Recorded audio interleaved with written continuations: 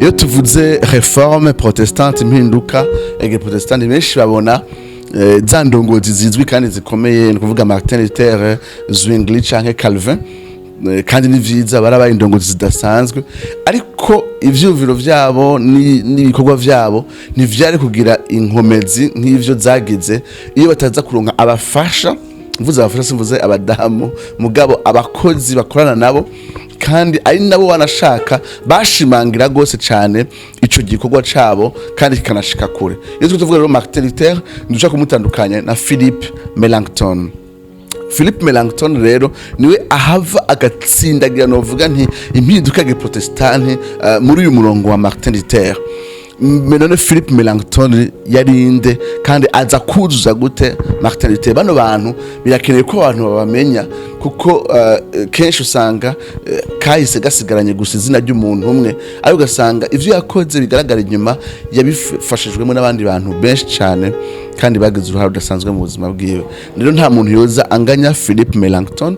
N'umuhungu yari muto kuri Martin Luther, ariko yaraciye ubwenge gushaka kuva ari muto, yarazigira ikigose cyane ku buryo umwe mu bahinga b'indimi zo muri Bibiliya yitwa Reuchlin azomubona ko afise ingabire idasanzwe cyane y'ibintu bijanye n'indimi zo muri Bibiliya. Akiri rero mu adolescent yaciye amugabira novuga nti igitabo ca grammaire y'ikigiriki, yongera muhereza Bibiliya y'ikilatini.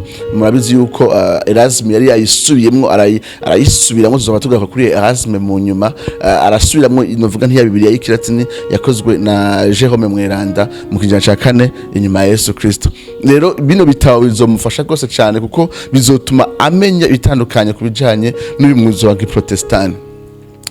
Yari umwana araciye ubwenge ku buryo ku myaka 17 yazara umudoktori muri filozofi. Ku myaka 21 bari ko barondera umwigisha yo kwigisha ikigiriki hehe kuri ya kaminuza nyene Martin Luther yigishaho, kandi ari naho hatanguriye umwuzo wa Protestant. Mwibuke ko Martin Luther azoguma ari umwigisha w'ivya Bibiliya gushika rinde apfa kuri kaminuza ya Wittenberg. Ariko naho Martin Luther yarazi ikigiriki, mu vyukuri yarazi ikigiriki. Calvin we naho yarazi ikigiriki, mugabo byari ibintu bibabaye cyane gose ko ntigeze agikurikirana mu buryo buhanitse nka Martin Luther. Ariko naho yarazi ikigiriki Martin Luther yarumva akeneye umwigisha yiharije w'ikigiriki. Ni gutyo rero bahava barondera umwigisha w'ikigiriki. Ku myaka 21 Melanchthon yinjira Wittenberg, hano rero aza kugira ubucuti budasanzwe na Martin Luther. Yarazi rero ibijanye n'indimi zo muri Bibiliya kandi aciye ubwenge cyane ku buryo Erasme bakunda kwita le prince des humanistes, niwe umupadiri w'umukatolika yasobanura Bibiliya mu kigiriki mu buryo budasanzwe ku buryo izindi Bibiliya zose zizohagwa zikorwa mu nyuma ziza zurira kuri Bibiliya yahinduwe na Erasme.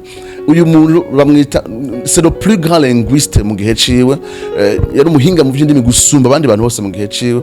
Igihe yabona Melanchthon yaranditse aravuga ati nukuri uyu muhungu ndamwubaha gusumba abandi bantu bose, kandi ndamufise ko ivyizigiro gusumba abandi bantu bose, kandi hamwe yoramba Imana ikamutiza amagara karamba azomfuta jewe Erasme. Nibuke Erasme suwari we wese tuzomuga ko tunamuvuge ko gatonya. Rero yari umuntu adasanzwe aciye ubwenge cyane Melanchthon, acagira ubucuti budasanzwe na Martin Luther, kandi niwe azokuzuza Martin Luther mu buryo budasanzwe mu bijanye n'igikorwa ciwe c'umwuzo c'impinduka ya Protestant. Reka duhere tuvuge ibintu bitatu bikomeye cyane Philippe Melanchthon yuzuzamwo Martin Luther. Duhere kujanye n'indimi, kujanye n'ikigiriki. Martin Luther yarifuza gusobanura Bibiliya akayishira mu kidagi ngo twayivuze ubuherutse, ariko ikigiriki ciwe ntiyacizera gose cyane, kandi Erasme ngo tuzobibona ntiyifuza gose cyane kwimatanya na Martin Luther kuko turabizi ko yahavuye aguma muri Katolika Erasme, naho yahinyura ibitari bike byo muri Katolika. Ariko Martin Luther amaze guhura na Philippe Melanchthon vyamuhaye ingufu zo gushobora gukoresha ubumenyi bwa Melanchthon bakuzuzanya kugira ngo ashobore gufata Bibiliya ayishire mu kidagi. Inyuma y'imyaka gusa 4 amenye na Melanchthon yahavuye ashobora ivyari vyaramunaniye ataramenya na Melanchthon guhindura Bibiliya mu rurimi rw'ikidagi akoresheje novuga ikigiriki. Ni intererano ya mbere ikomeye cyane ya Melanchthon. Ikindi kintu ca kabiri nuko bari batandukanye mu bujanye no kwiyumvira. Melanchthon yaratekanye yagenda buhoro buhoro nkuko ivyumviro byo byashika kure gose cyane, hanyuma kandi yarafise uburyo atunganya ibintu azi kwegeranya ibintu nuvuga ni ivyigwa vya ndoramana akabitondeka ku masuje atandukanye akerekana ingene vya bindi litere ahamiye kwigisha akabihereza umurongo. Suko Martin Luther ataraciye ubwenge musanzwe uno munsi Martin Luther arazwi yuko yari mu bantu bambere bahambaye bincabwenge mu gihe ciwe, kandi mu bihe vyose mu bukiriso azokuma ari mu bantu bambere bakomeye. Iso y'ibitabo vyiwe urabona ko atari umuntu yoroshe, ariko kubijeye no gutondeka turazi ko Calvin azova yandika Institution de la religion chrétienne agatondeka ivyizegwa vya réforme mu buryo bwiza gusumba Martin Luther. Rero Melanchthon yafashije Martin Luther gutondeka ivyizegwa nkuko Martin Luther avyizera, kuko bivuga ko Philippe Melanchthon yagumye ari umwigishwa wa Martin Luther. Murabizi ko Calvin yatahuza ko na Martin Luther, ariko Philippe Melanchthon yari umwigishwa by'ukuri wa Martin Luther. Niwe rero ari nyuma y'inyandiko za Concorde canke juste confession ya Augsburg, aho gutondeka ivyizegwa mu buryo bw'impinduka ya Protestani vyandikwa hanini na Melanchthon, kandi bigatuma abaprotestani bariko baravuga mu Budagi ni Burayi begirana mu kwizera, bagira ukwizera ko gushika no munsi. Uko kwizera kwa Augsburg gwanditswe na Melanchthon gukoreshwa amashengero yose ku isi ya Lutherienne. Ikindi cyo gatatu gikomeye cyane aho Philippe Melanchthon yuzuza Martin Luther bijanye n'ingene bari bateye mu nyifato matemperama yabo. Martin Luther yari umuntu afise passion, afise ashushe gose cyane, yari umuntu wishigwa rimenetse, yari umuntu w'umurevolutionnaire, yari umuntu atakira kimwe atinya, yari afise courage, yahangara ibintu byose, yagwana n'abantu bose. Hanyuma ubundi nawe yaratuje, yaratekanye, ntiyari umunyamahane, yakunda amahoro, yakunda abantu baguma bagwana. Kenshi Martin Luther yavuze ati jewe n'ukuri menga Imana yandemeye kugwana, ati ngwana n'ibisigo nkagwana n'abadayimoni, atariko iyo ndiko ndagwana nkonona ibintu. Ati Melanchthon acaza yitonze agasukamwe mabisi.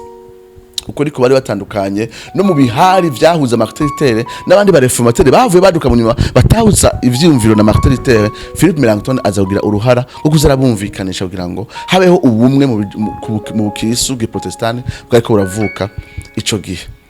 Ikintu gikomeye cyane kubona n'abana bagabo bakundana, bafatana, bahana agaciro. No mu gihe Melanchthon atumva yabona umenga Martin Luther ariko arasunika gose cyane, ariko araba aggressive gose. Hari gihe Martin Luther yumva yabona umenga Melanchthon nawe n'umuntu yitonda gose cyane, ariko ashaka kunyiganza ibintu. Ariko ivyo byose n'ivyatuma badafatana, bamaze imyaka ubuzima bwabo bwose arabagenzi mu buryo budasanzwe. Reka nangize ku majambo abiri Melanchthon ngene yavuga Luther n'ingene Luther yavuga kuri Melanchthon. Melanchthon yanditse avuga ati Imana yamifise ingene yibikira abantu bakeyi ikoresha mu kuzana impinduka mw'isi. Ati mu gihe cacu yahagurukije Martin Luther kugira ngo biciye muri we habonekana ibihe bishasha vy'inagurwa n'ukuri hamwe n'umuco.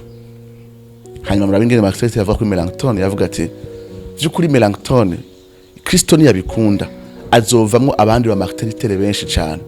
Ati kandi biciye muri we kuko atahura aho Katolika yazimiriye, kandi atahura Kristo nk'urutare gukuri, azoba umwansi wa mbere w'ivyizegwa atari ivyo vy'ishengero rya Katolika.